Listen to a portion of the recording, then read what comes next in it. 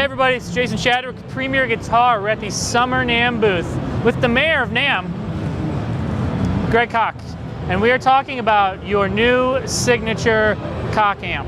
That's the correct. Greg. That's correct. So which came first, the name or the amp? Well, it's interesting. Of course, Koch has been, when they say Koch, it's hard. It's hard to get this name thing right. We say Koch in my family, so if I say Koch, that's because I'm used to it. Obviously, the company's been around for a long time.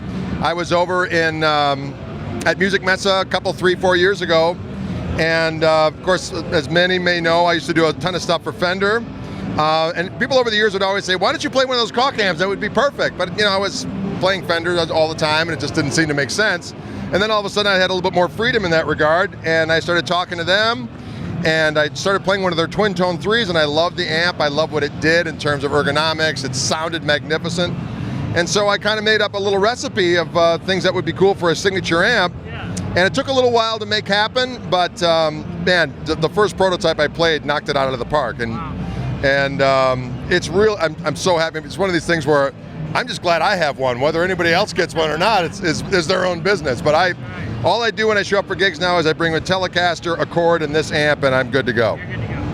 So, as they can see, you got knobs on the front panel and the top. So walk us through kind of how you split up all the features on this amp. Well, what's kind of funny is that I always have been quoted facetiously as saying if my ultimate amp would have one knob that says more, and now I have a signature amp that looks like it's got, you know, more bells and whistles than is necessary. But one of the things that eradicates for me the need for a pedal board is that on this top panel you kind of got all the bells and whistles.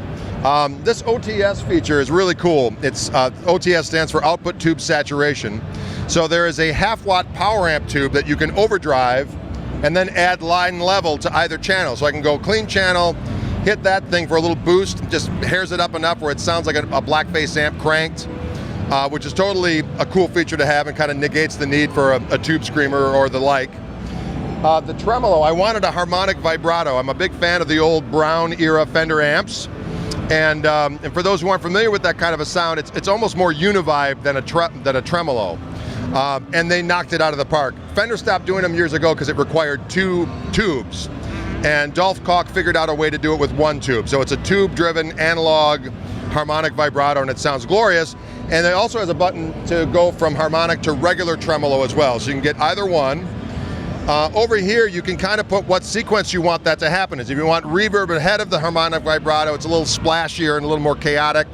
Or you can go where I usually like it, harmonic vibrato and then to the reverb. I wanted kind of the 3-button old tank reverb style control. So it's really a vivid reverb, to say the very least. So you get a lot of control and it just sounds magnifico. And then there's a presence control and a master volume. And you also, it's run on EL34 tubes. That's kind of Dolph's thing, is he makes amps that are on that platform. And so half power, it's 25 watts, full power, 50 watts. I wanted 210s. They picked out these Jensen Jet speakers, which I love.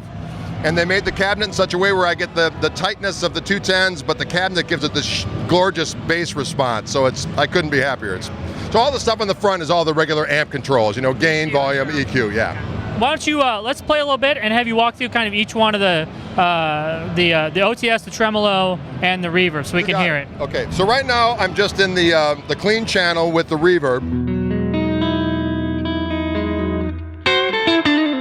Now I've got, there is a gain and obviously a volume for the clean channel. As you put up the gain, it just compresses a little bit, and I just like it to have just a little bit of sponginess when I lean into it.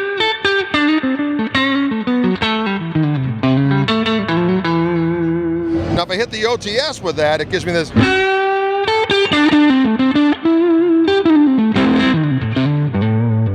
Turn the volume down.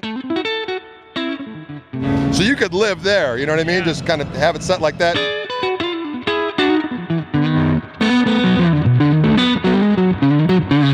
Okay. The harmonic vibrato, let's hit that.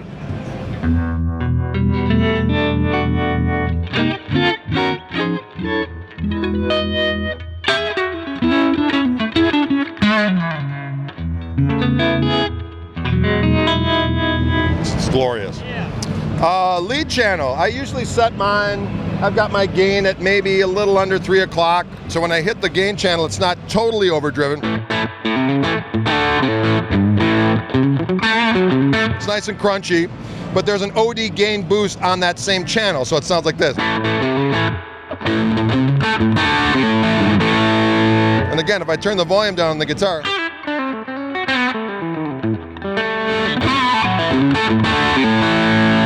very versatile and cool.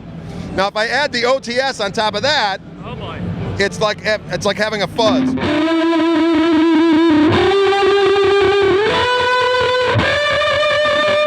So literally, you don't need any other pedals. Yeah, it's nice to have a delay in there, but for the most part, you got clean sound, a slightly overdriven sound, more of a martially overdriven sound, a gainier sound than that, and then Armageddon. Yeah.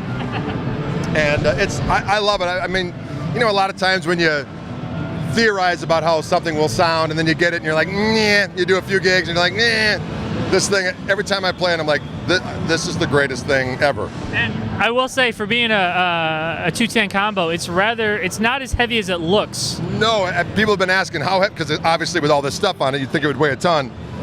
Do we have the actual weight?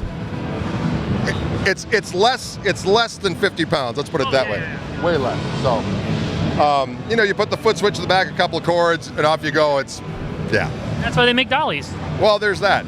And I wanted Sonic Blue toe locks. I got a thing for Sonic Blue, so everyone's like, is it available in different colors? And I usually use some kind of an expletive when I retort to that. But for now, no. That's a no. That's a no at present. It's a hard no. But they're starting to ship. They're going to start being delivered in July. And I just found out the street price. I knew it was going to be under $3,000, but it's $26.99, which I'm flabbergasted at, because obviously a lot of boutique amps are not that are way more and do far less. You know what I mean? So I couldn't be happier. Well, Greg, thank you so much for showing you the amp. We're gonna have you play us out. All right, you got it. This is Jason Shadrick with Premier Guitar.